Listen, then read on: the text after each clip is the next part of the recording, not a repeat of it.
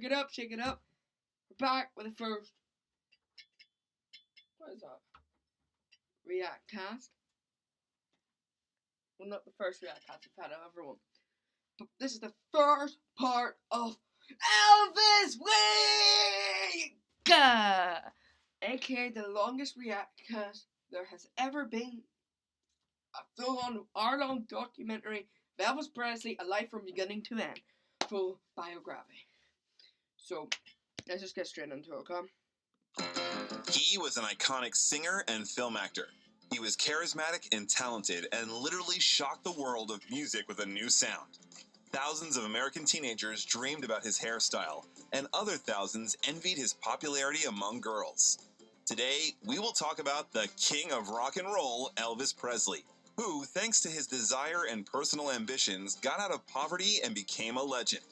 How did he achieve such overwhelming success? Why did they want to put him in jail? And why didn't Elvis live a long life?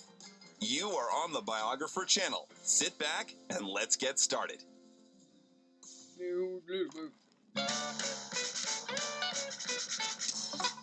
Elvis Aaron Presley was born on January 8, 1935 in Tupelo, Mississippi.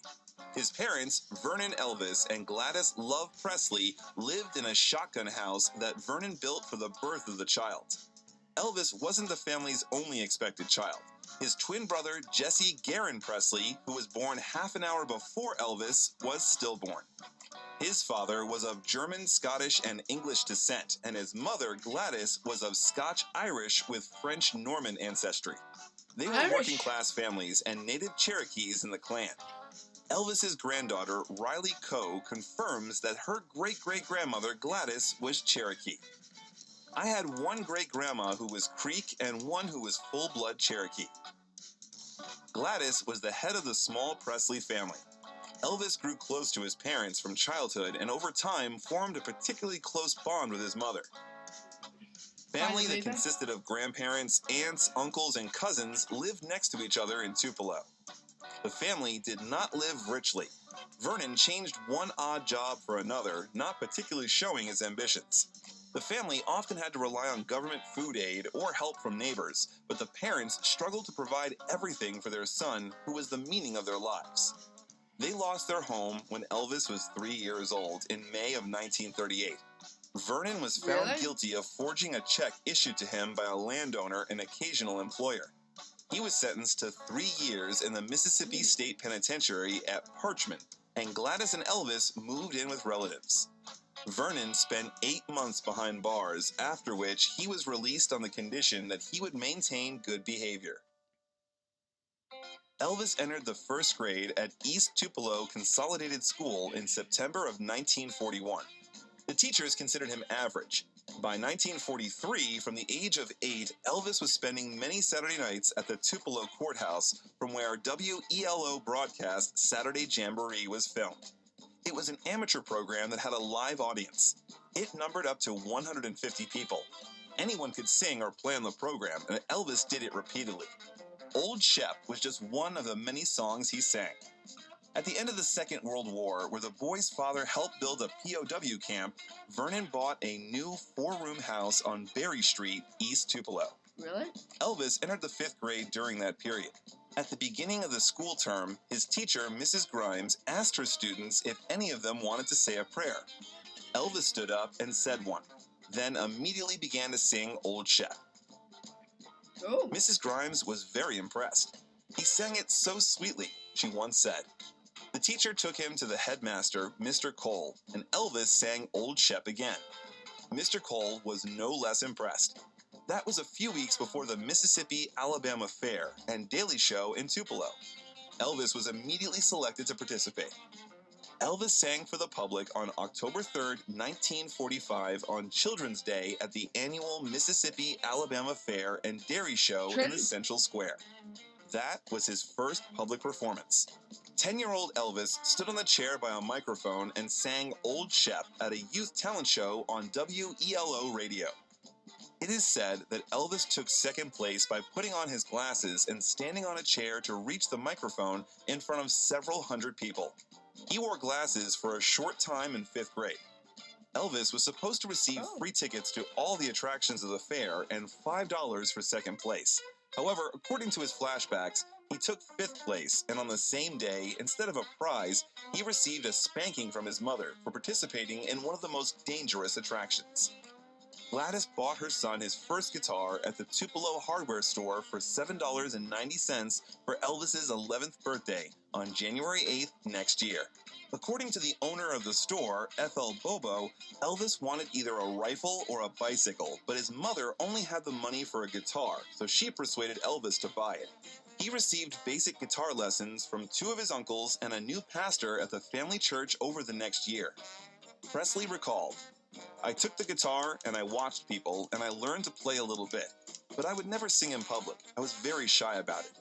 Just 11 months after buying the house on Berry Street, the family sold it and moved to Tupelo in a small alley next to the fairgrounds, right across from the black quarter of the city Shake Rag. Elvis went to 6th grade at Milam Junior High School. He was invited to sing the song at the request of teacher Mrs. Camp. She recalled, "He was so good, the children just got quiet and were pleased with him." He began bringing his guitar to school daily the following year. He played and sang at lunchtime and was often teased by his classmates as a cheesy kid playing hillbilly music. Presley was a fan of the Mississippi Slim Show on the Tupelo WELO radio station. Mississippi Slim was his first musical hero. Slim's younger brother, who was one of Presley's classmates and often took him to the radio station, described Elvis as crazy about music. Slim told Presley even more new things about playing the guitar, demonstrating the technique of playing chords. He was allowed to sing twice live on the station, hosted by Mississippi Slim when Elvis turned 12. However, for the first time, the boy had serious stage fright and was unable to appear in the scheduled performance. What? Nevertheless, he appeared on the air and performed the song with the support of the musician a week later. At the age of 13, in November of 1948, he and his family moved to Memphis, Tennessee, 80 miles northwest of Tupelo, and lived in downtown boarding houses for much of the next year. Thus, the family changed about 10 dwellings.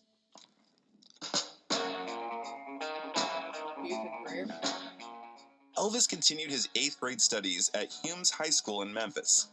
Elvis's musical horizons were expanded during that period. He had many opportunities to get close to music due to the radio, the church, music stores, and nightclubs. In addition, Elvis played in a band with 4 other boys from Lauderdale Courts. Elvis began to pay special attention to his appearance during that period. He let his hair and sideburns grow longer than usual and began to wear extremely colorful clothes that made him stand out, especially against the background of the conservative, conformist Deep South of the 50s. Elvis wore trousers every day, at a time when everyone at school wore jeans. He wore a coat and tied a scarf like an ascot tie, like some kind of film star. People looked at him with surprise, but the guy already knew what he wanted to strive for. You ain't nothing. The life of the Presley family at that time had not yet improved. Vernon and Gladys were changing jobs one by one. Elvis moonlighted to feed himself and his parents. Together, they went to the Assembly of God Church. Elvis continued to sing along with the guitar, went shopping on Beale Street, and actively absorbed the black blues and gospel music that sounded around him. At night, he regularly attended white and black gospel performances in the city center. Interestingly, Elvis managed to get married when he was 13 years old. As an impulsive teenager, he was so in love with Magdalene Morgan that he secretly forged his parents' marriage certificate by inscribing himself and Magdalena on it. They met at the First Assembly of God Church. Elvis set September 11th as the date of marriage, which would surprise Magdalene 50 years later when she found out about it. Elvis loved comics, especially Captain Marvel Jr. His cousin Harold Lloyd recalled that in high school in Memphis, they exchanged comics. Sometimes I would borrow some from him. He would let me have them because he knew I would return them in good shape. His schoolwork took a backseat as Elvis's passion for music became overwhelming in 1952. The range of A, B, and C grades during his freshman year at Humes degenerated so much that he became a C student. When his music teacher told him he couldn't sing, he brought his guitar the next day and sang the recent hit Keep Them Cold Icy Fingers Off Me to prove the opposite. Most of his free time, Elvis spent in cinemas and music stores. At night, together with his parents, he attended gospel singing sessions at Ellis Auditorium. For Expedia members, travel doesn't end at booking. It's getting a discount on your Auditorium, where he noticed interesting stage movements from the most charismatic performers. Gospel singing contained the spirituality and physicality that became the basis of the musical style of the young Elvis Presley. However, when he sang and played the guitar at parties, he was much more likely to perform Dean Martin, Bing Crosby, or Perry Como pop music. Free Bill Crosby. Elvis signed up for military service in January of 1953. Then, according to the conscription system, young people in good health had to be free from the age of 18 for 2 years of military service. Elvis entered the Humes Annual Minstrel Show a couple of months before graduating from high school on April 9, 1953. He performed the song Till I Waltz Again With You by Teresa Brewer. Elvis really shocked students, parents, and teachers by singing and playing the guitar in his performance. He later recalled, "I wasn't popular in school. I failed music, only thing I ever failed. And then they entered me in this talent show. When I came on stage, I heard people kind of rumbling and whispering and so forth, because nobody knew I could even sing. It was amazing how popular I became in school after that." That performance greatly contributed to the reputation of the future singer. Presley, who had received no formal musical training and could not read music, learned and played by ear. During that period, he frequented in music stores which had jukeboxes and listening booths. By the last year of school, Elvis knew all the songs of Hank Snow and adored the records of other country artists such as Roy Acuff, Ernest Tubb, Ted Daffan, Jimmy Rogers, Jimmy Davis, and Bob Wills. One of Elvis's favorite performers, Southern gospel singer Jake Hess, significantly influenced his style of singing ballads. Wait, this is 48 minutes, right? He was a regular participant on the monthly All-Night Singings Countdown. Whenever possible, he attended blues concerts in the segregated South only on evenings reserved exclusively for white audiences. And of course, he listened to regional radio stations like WDIA AM that played racing records, spirituals, blues, and the modern, backbeat, heavy sound of rhythm and blues. Local African-American musicians such as Arthur Crudup and Rufus Thomas inspired some of Presley's future work. Graduating from school was the starting point in the high world of music for Elvis, where he had long dreamed and hoped to get.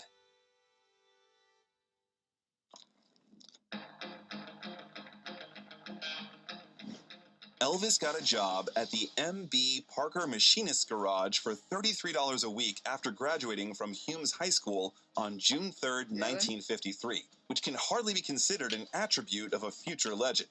But soon everything fell into place.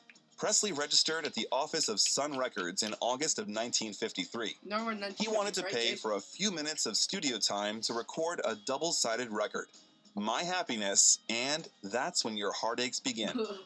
He later claimed that he wanted to give the record to his mother for her birthday, even though a nearby general store had a much cheaper amateur recording service. He probably chose Sun Records hoping to get noticed.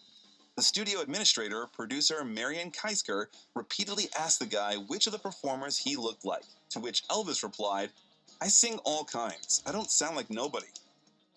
Marion remembered Elvis at their first meeting as shy, a little woebegone, cradling his battered, beat-up child's guitar. The boss of the studio, Sam Phillips, called Marion after the recording was completed with a request to write down the name of that guy, to which she herself replied, "Good ballad singer. Hold." During the recording, Elvis asked Marion Keisker if she knew any bands that were looking for a singer, but the answer was disappointing. During the first months of his musical development, he knew that he wanted to become a singer, but did not know how exactly to do it. So he just hung around Memphis Recording Service studios for a few months. It wasn't until January of 1954 that Presley recorded his second personal album, I'll Never Stand in Your Way, and It Wouldn't Be the Same Without You. I'll never stand in your way. But that didn't help him become a professional artist.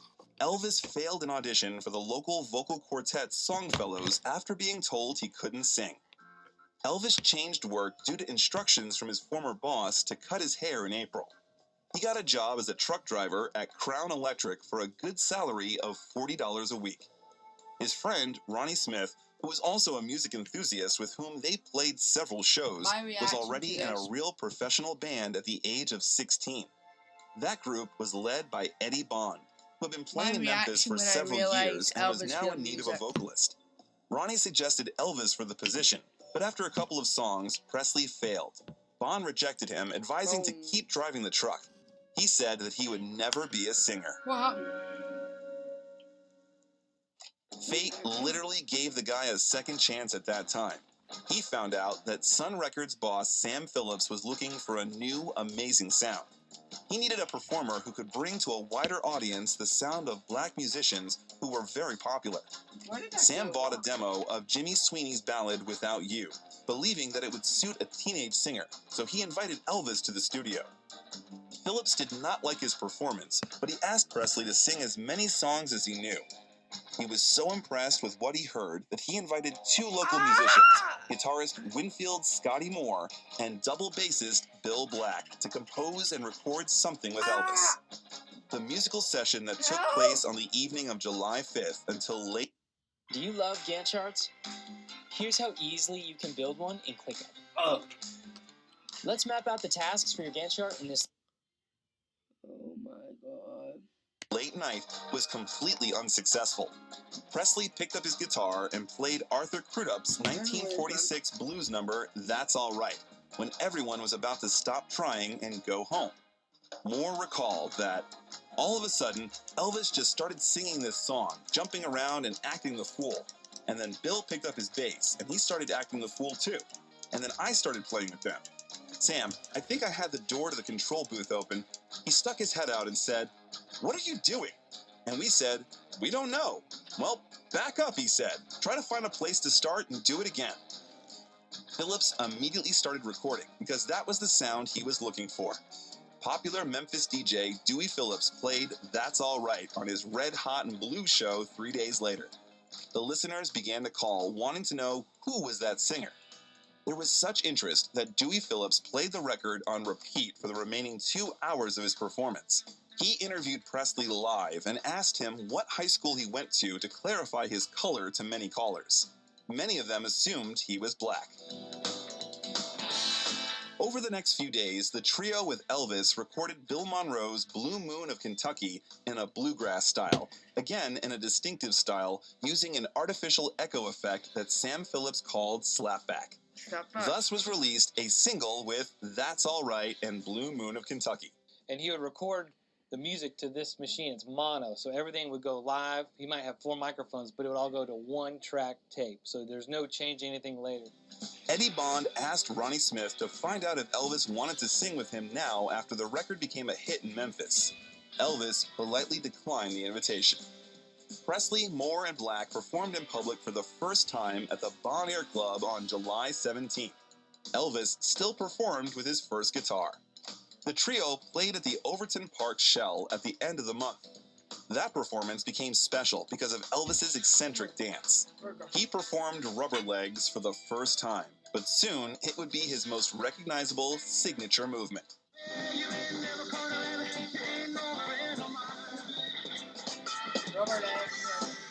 The combination of high from the beat and nervousness playing in front of a large crowd had Presley shaking his legs during the performance. His wide pants accentuated those movements, causing the girls in the audience to scream.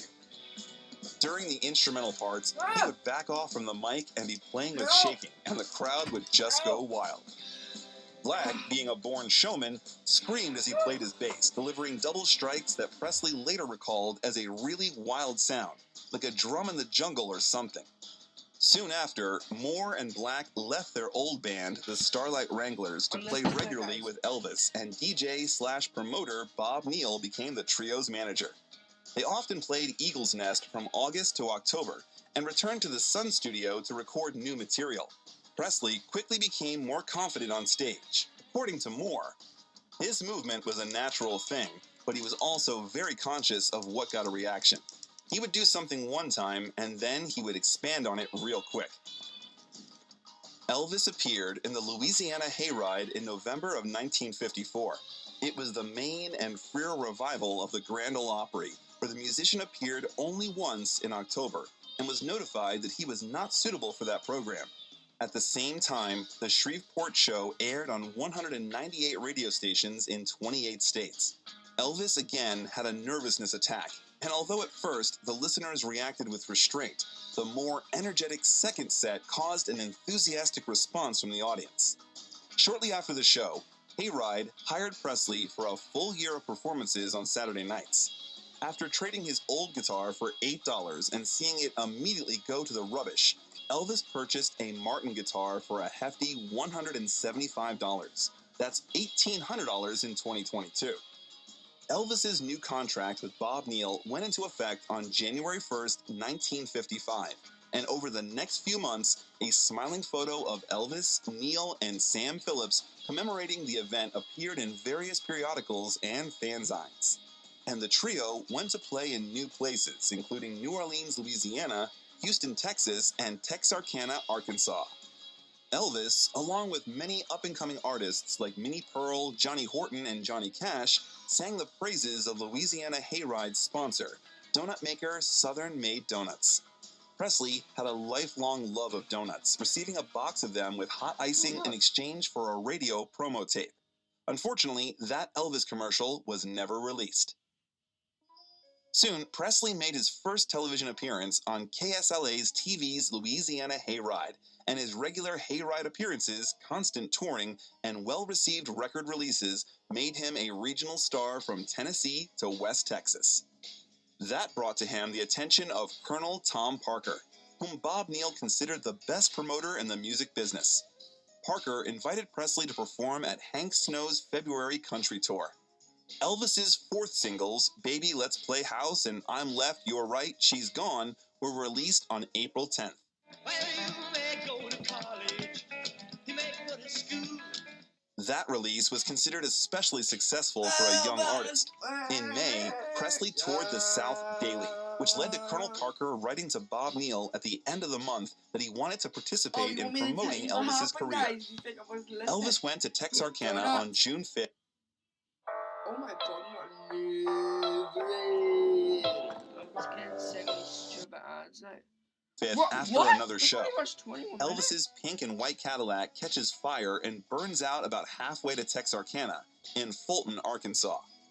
Elvis's mother, Gladys, would always remember waking up from a deep sleep with the feeling that something was wrong. The movie, right? Others remembered Elvis sitting on the side of the road and being devastated watching his dreams go up in smoke. Elvis bought a new pink 1955 Cadillac Fleetwood 60 with a black top to replace the burnt one a month later. A removable wooden roof rack was used for the band's instruments. Thanks to a neighbor, Elvis repainted the car in pink, which he developed for Elvis. He called it Elvis Rose. Presley gave that Cadillac to his mother, thus turning it into perhaps the most famous car in the world. Gladys always proudly referred to it as her car. Elvis was very fond of that car. One November, Johnny Cash joined Presley's show and was amazed to see that Elvis took the time to hand-wash his car thoroughly after driving it in the rain and through the mud on the way to Texarkana. By the way, would you like to know more about the difficult life of Johnny Cash? We always consider the wishes in the comments. Write whose biography you would like to know. Sun had already made 10 releases of Elvis Presley, Scotty, and Bill by August. A drummer joined the trio on the last recordings. Some songs, like That's All Right, were written in a language that one Memphis journalist called R&B idiom of Negro field jazz. And other songs, like Blue Moon of Kentucky, were more in the country field, but there was a curious blending of the two different musics in both. That mix of styles prevented Presley's music from receiving radio airplay. According to Bob Neal, many country music disc jockeys wouldn't play his music because he looked so much like a black artist. None of the R&B stations would pick him up because he sounded too much like a hillbilly. It was called rockabilly when that mix gained popularity. Elvis was already How being does called Elvis the have King that? of Western Bop, Bro. the Hillbilly Cat, and the Memphis Flash at that time. Exactly. The audience had never heard such music before, and they had never seen anyone before who played like Elvis Presley. Elvis almost always overshadowed all the headliners, even in the first days. Wherever he went, Elvis caused a big stir. Girls were screaming, fainting, and chasing him all over the South. Presley renewed Neil's management contract in August of that year, appointing Colonel Parker as his special advisor. The band maintained an extensive touring schedule during the second half of the year. Neil recalls, "It was almost frightening, the reaction that came to Elvis from the teenage boys. So many of them, through some sort of jealousy, would practically hate him. There were occasions in some towns in Texas when we'd have to be sure to have a police guard because somebody'd always try to take a crack at him." Almost every major and independent record company were asking about him by the summer of 1955. Elvis Presley was named the most promising male artist of the year at the Country Disc Jockey Convention in early November. Several record companies were interested in signing a contract with him. Elvis told them about his imminent transition to RCA, although the Colonel had yet to complete the deal. 3 major labels made offers worth about $25,000. Parker and Phillips made a deal with RCA Victor to purchase Presley's contract from Sun, including all material, for an unprecedented $40,000. The musician, at the age of 20, could not yet sign the contract himself, so his father did it for him. Parker arranged with the owners of Hill and Range Publishing, Gene and Julian Aberbach, to create 2 organizations, Elvis Presley Music and Gladys Music, to process the material Presley had recorded. The songwriters had to give up 1/3 of their regular fees in exchange for Elvis performing their compositions. RCA Victor began to heavily promote Presley by December and re-released many of his older recordings before the end of the month. Elvis held his first recording session for RCA at their Nashville studio 2 days after his 21st birthday, on January 10th of next year. RCA Victor brought in guitarist Chet Atkins and 3 backing vocalists, including Gordon Stoker of the popular Jordanaires Quartet, to expand the sound, in addition to Presley's usual support of Moore, Black, Fontana, and hayride pianist Floyd Kramer in concert. Among the songs recorded during that session was the unusual and slightly dreary Heartbreak Hotel. Heartbreak Down Hotel. at the end of a lonely street, that Heartbreak Hotel. The single sold over 300,000 copies in its first 3 weeks of release. Soon, it would hit #1 on the Billboard Pop Singles chart for 8 weeks, as well as #1 on the country chart and #5 on the R&B chart.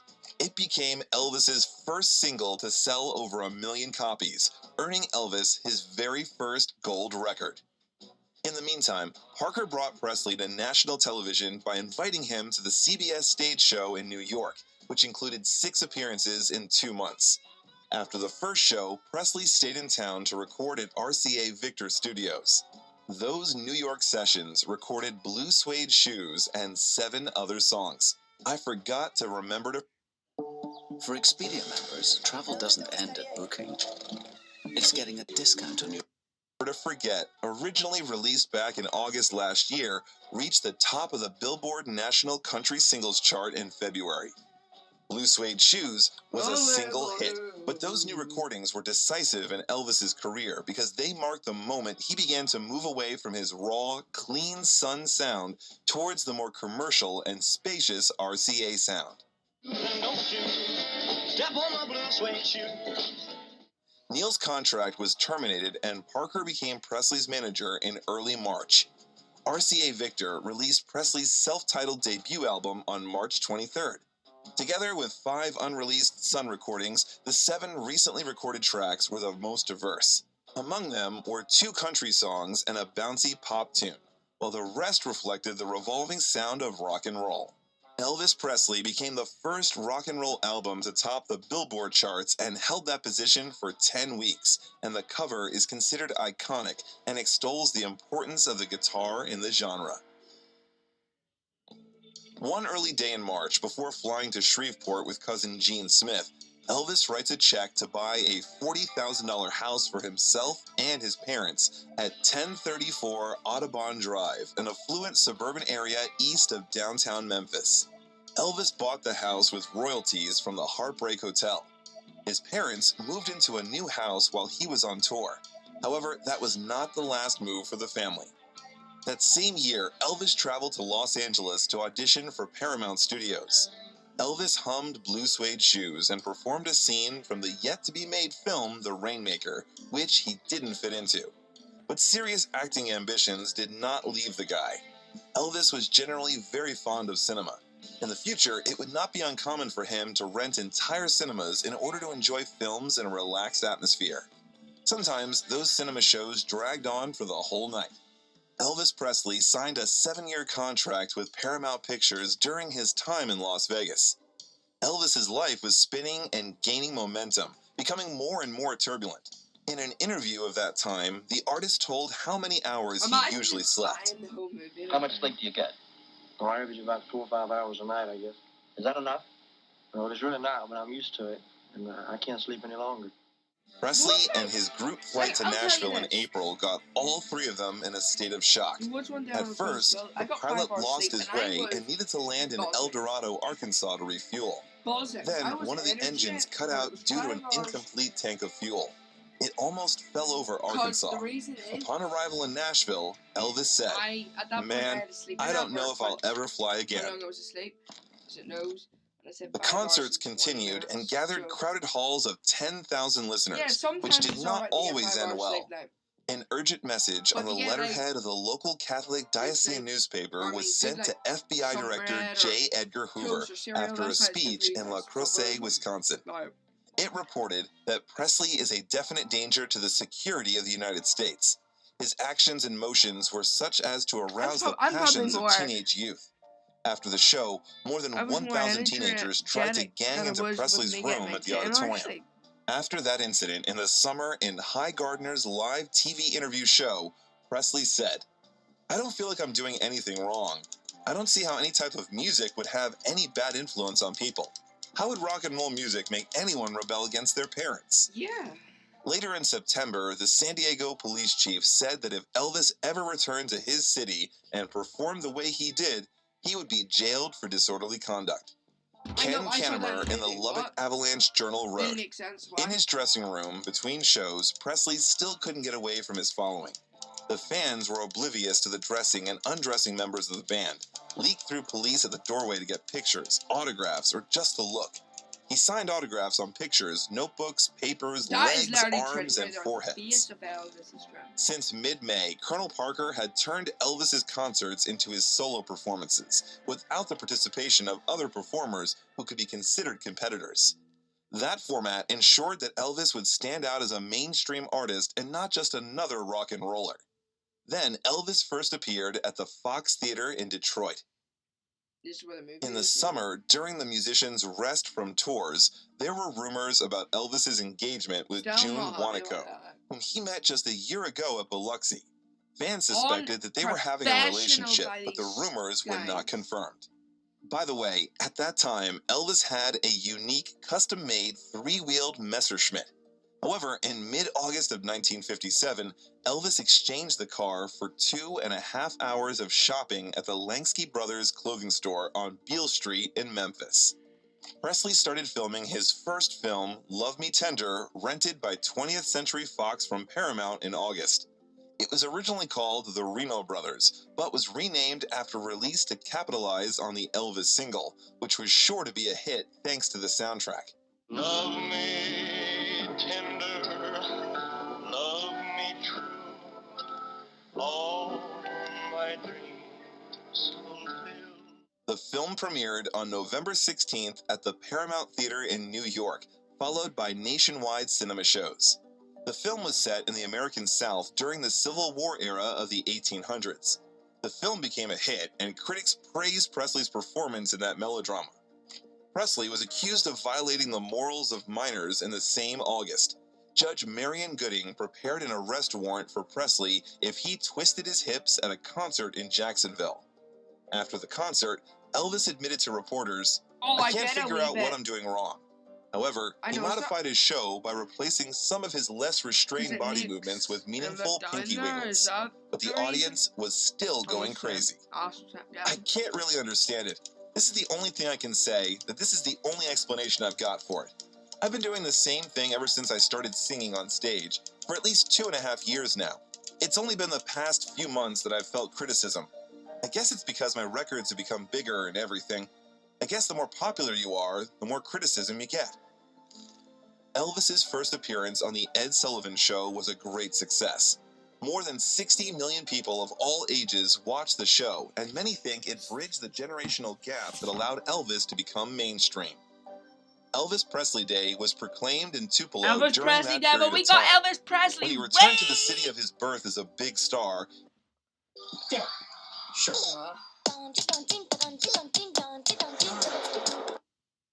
he performed 2 shows at the Mississippi-Alabama Fair and Dairy Show, the same fair he performed at the age of 10. But now, 100 National Guardsmen and police surrounded the stage to control the crowds of excited fans.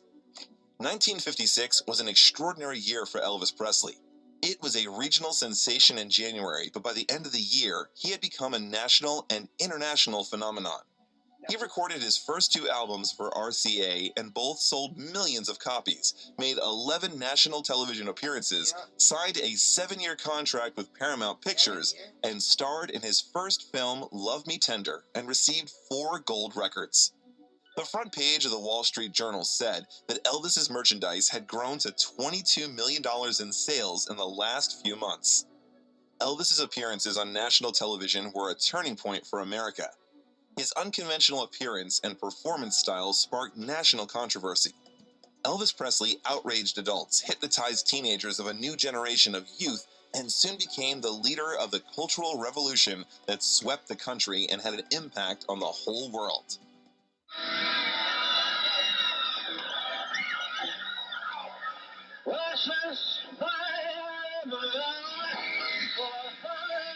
The modest 3-bedroom ranch-style house on Audubon Drive in East Memphis no longer suited the family of a star of that caliber, with thousands of onlookers and fans hanging around the house every day waiting for Elvis. The Presley family moved again in March of 1957.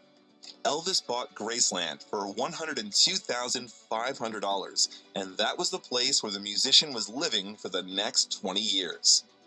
Graceland was originally a 500-acre farm built during the American Civil War. Only at the end of the 30s of the 20th century, a mansion was built instead, which today is associated with Elvis no less than Elvis himself. When Elvis Presley was a child, he promised his parents that he would make a lot of money and buy them the best house in town, ending years of struggle. The charming and stately Colonel Revival Mansion was the fulfillment of that childhood promise for the Presley family. After the death of Elvis, Graceland was valued at $350,000 and opened to tourists by Priscilla Presley in the summer of 1982. By the way, recognizable musical gates did not exist before Presley bought the house. They were designed by Abe Saucer, specifically for Elvis, and custom built by John Dillers Jr. of Memphis Doors Incorporated. Elvis's second album came soon and included Old Shep.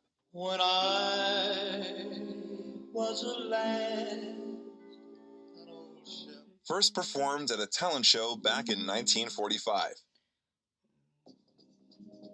Tours continued, concerts ended in violent and sometimes uncontrollable crowds of listeners on stage, with the Detroit newspaper suggesting that the problem with attending Elvis concerts was that you could get killed. Frank Sinatra was even more critical, describing rock and roll as brutal, ugly, degenerate, vicious. It fosters almost totally negative and destructive reactions in young people. It smells phony and false. It is sung, played, and written, for the most part, by pretentious goons. This rancid-smelling aphrodisiac I deplore. When Elvis was asked what he thought about it, he said, "I admire the man. He has a right to say what he wants to say. He is a great success and a fine actor, but I think he shouldn't have said it. This is a trend, just the same as he faced when he started years ago." Soon, the artist's third Christmas album was released. Suddenly, on December 20th, Presley received a draft notice. He was granted a reprieve due to filming a new movie.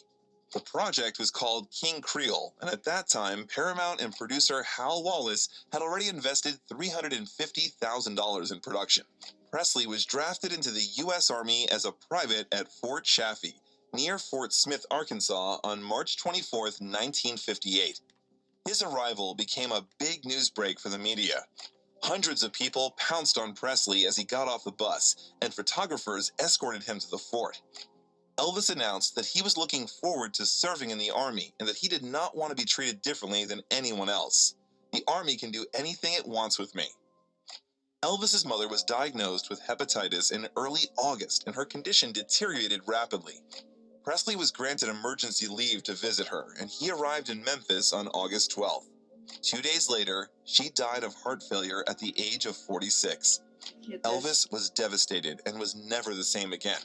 Their relationship remained extremely close throughout the years.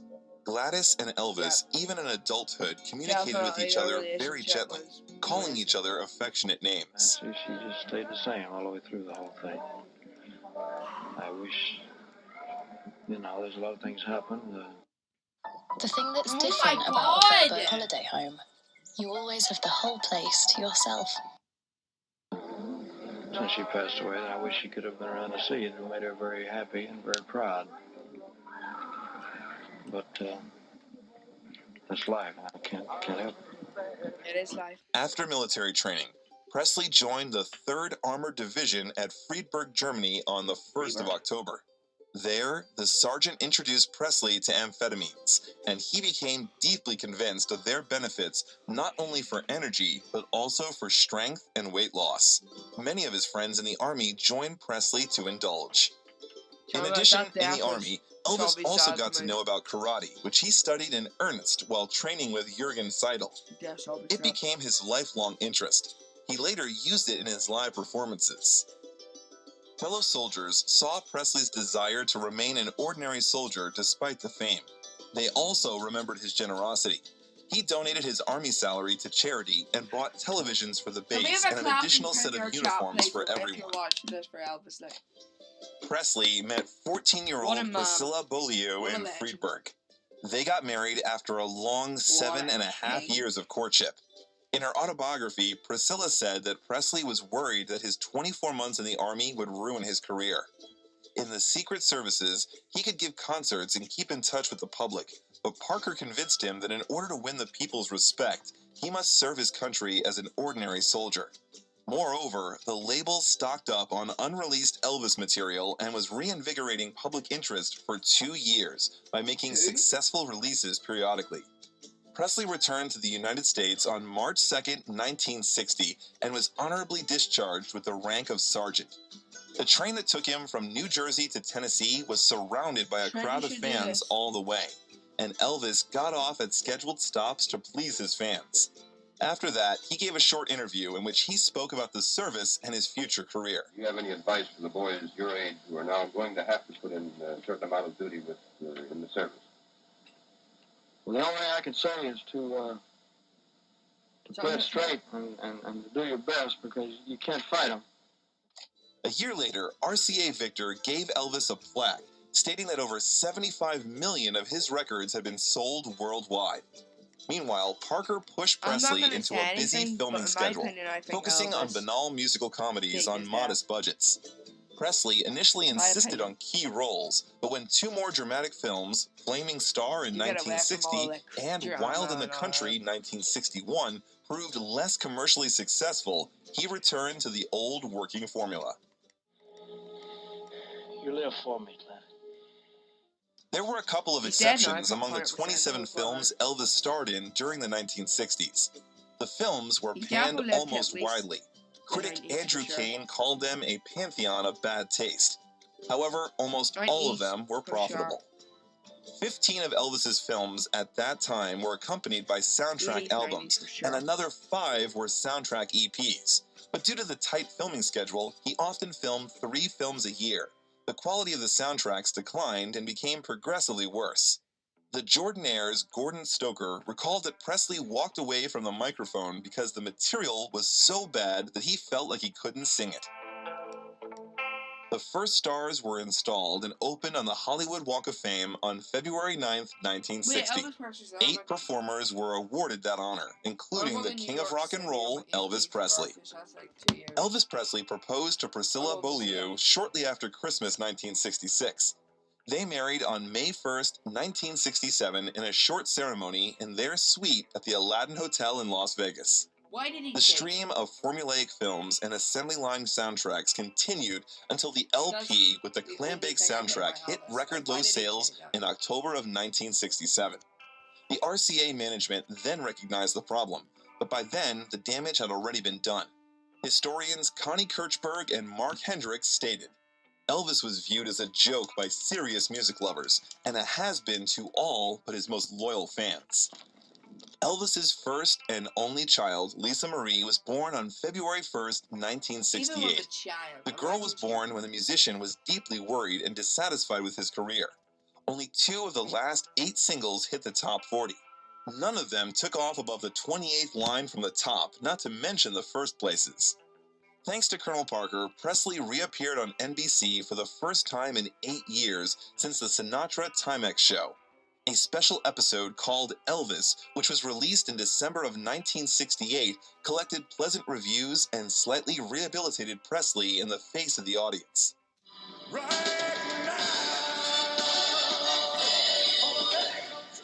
Encouraged by the comeback special experience, he took part in a prolific recording session at American Sound Studio that resulted in the acclaimed From Elvis in Memphis album. It was the first non-soundtrack secular album to celebrate an 8-year period in the studio, which was released in June of 1969. It was followed by more live performances. Cassandra Peterson, who worked as a dancer in Las Vegas, met Presley during that period and recalled their meeting. He was so anti-drug when I met him. I mentioned to him that I smoked marijuana and he was just appalled. He said, "Don't ever do that again." Moreover, Elvis was not only categorically against recreational drugs, but also rarely drank. Several members of his family were alcoholics, and he intended to avoid a similar fate. Metro-Goldwyn-Mayer filmed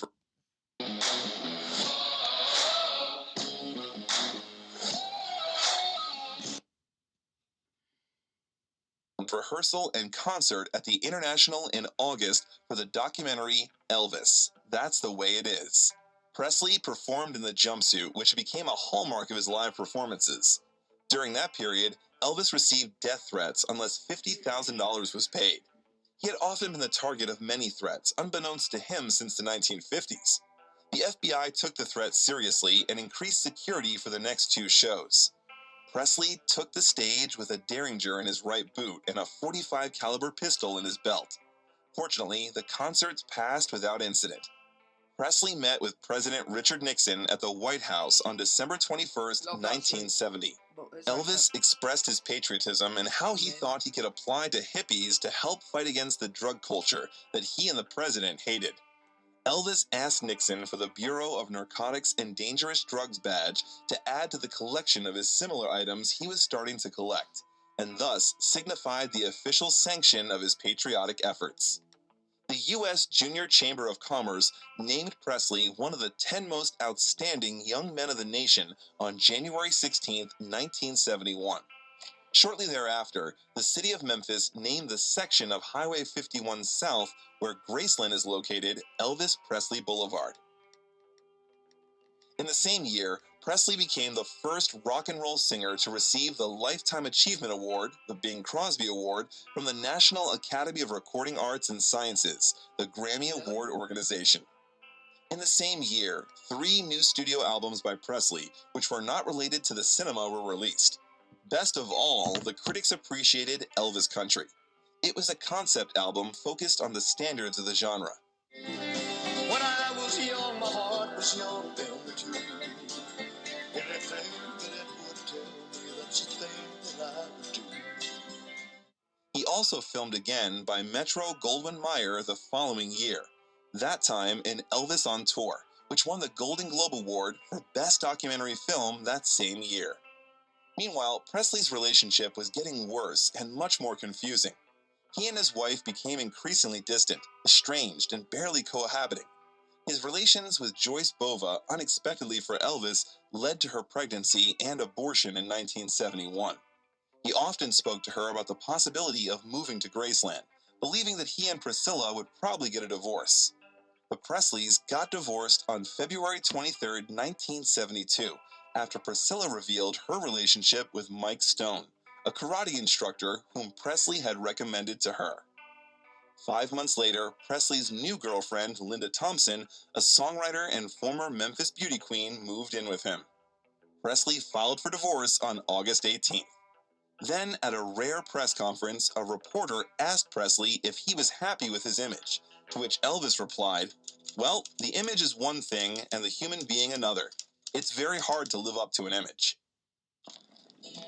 Presley played 2 charitable concerts for the Kauai League Cancer Fund in January of 1973, due to the groundbreaking television special Aloha from Hawaii, which was the artist's first solo concert to be broadcast worldwide.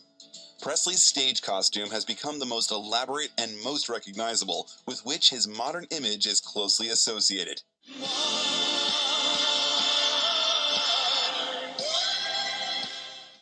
At the end of the show, when Elvis spread his cloak with the image of an American eagle with spread wings on his back, he became a god figure. Finally, Presley's divorce process was finalized on October 9, 1973. The musician was very worried about Mike Stone and even thought of killing him. Elvis was almost attacked at the last concert and thought that it was Stone who sent killers to him. In fact, they were some rabid fans who, in a fit of love for their idol, climbed onto the stage. However, by that time, Elvis's health had seriously deteriorated. He overdosed on barbiturates 2 times in a year and spent 3 days in a coma after the first incident in his hotel room. He was hospitalized in a semi-comatose state in the end of 1973 due to pethidine addiction. According to his doctor, Dr. George C. Nikopoulos, Presley felt that by getting drugs from a doctor, he wasn't the common everyday junkie getting something off the street. The possible reason for his deteriorating health was that since his return, Elvis had given more live performances every year, and in 1973, there were 168. It was his busiest schedule. He ventured into another intense touring schedule in 1974 despite failing health. The 2 most popular and successful concert performers of the 1970s were Elvis Presley and Led Zeppelin, and coincidentally, they caught up in May of 1974 because they shared a common promoter. Although Elvis was not a big fan of hard rock, he knew who the Zeppelins were. At some point, he was probably alerted to the presence of a rock band in the hall because he turned to his musicians. Wait a minute. If we can start together, fellas, because we've got Led Zeppelin out there, let's try to look like we know what we're doing, whether we do or not. Unfortunately, in September, Elvis's condition worsened dramatically. Keyboardist Tony Brown recalled Presley's arrival at a concert at the University of Maryland. He fell out of the limousine to his knees. People jumped to help, and he pushed them away like, "Don't help me." Guitarist John Wilkinson recalled, "I watched him in his dressing room, just draped over a chair, unable to move. So often I thought, boss, why don't you just cancel this tour and take a year off? He patted me on the back and said, 'It'll be all right. Don't you worry about it.'" RCA began to worry when Elvis lost interest in recording. Elvis has not been able to record a single since 1973. RCA shipped a mobile recorder to Graceland that made 2 full-scale recording sessions possible at Presley's home in 1976. The recording process became a struggle for him even with that convenient approach. The released singles did not become significant hits. Alone, we can do so little. Together, we can... Although the figure of Elvis Presley was still significant at the national level. Presley and Linda Thompson broke up in November of that year, and he soon met Ginger Alden. He proposed to the girl and gave her an engagement ring just 2 months later, although some of his friends later claimed that he had no serious intentions of remarrying. During that period of time, Elvis canceled concerts because he could no longer sing normally and be on stage for a long time. Elvis's father, Vernon, became closely involved in his son's finances and fired his 3 bodyguards, called the Memphis Mafia, citing budget cuts. In the same year, the book Elvis, What Happened was published, co-authored with Fired Bodyguards. Elvis was devastated by the book and unsuccessfully tried to stop its publication by offering money to publishers. By that point, Presley was already suffering from glaucoma, hypertension, liver damage, and colon enlargement, an illness increased and exacerbated by drug use.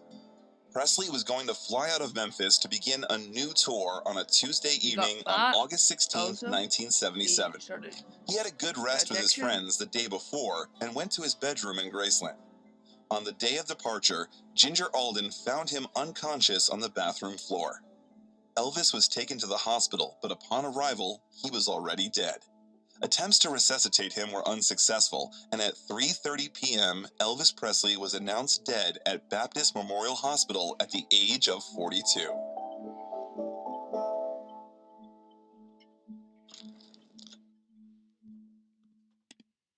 Wow. Might as well leave it there because that's really basic. Oh yeah, before light that up. Because basically that is literally the story now. The heritage, we don't really need to worry about that. But guys, holy crap, we went through his girlfriends, his songs, his child, his donuts, his death, he started going low colonel, bodyguard, what else was there? He lost because of glass and all. It was crazy, a crazy documentary. Shout out to Biographer, amazing documentary. This is the first day of Elvis Week. Tomorrow's ranking video. Get excited, it's a W. And then Wednesday being Forecast 26 as Elvis Presley forecast / Trenton's final forecast, guys. So please make sure to like, subscribe, turn on post notifications. The videos start going up. Next week is literally the final week of January. Remember, February we're doing remade videos for the channel Ocean So Blue. You're Going Down Diss Track, Mukbang, and the official subscribers song coming officially out in February as well. So February will be a good. I've got this all planned, guys. It's amazing. That's why probably going to be 3 days upload the whole year, all the way up to around December probably, because I want you guys to have the best content. I've got so much planned with like Minecraft and all, but yeah, make sure to like, subscribe, turn on post notifications. I'll see you guys next one.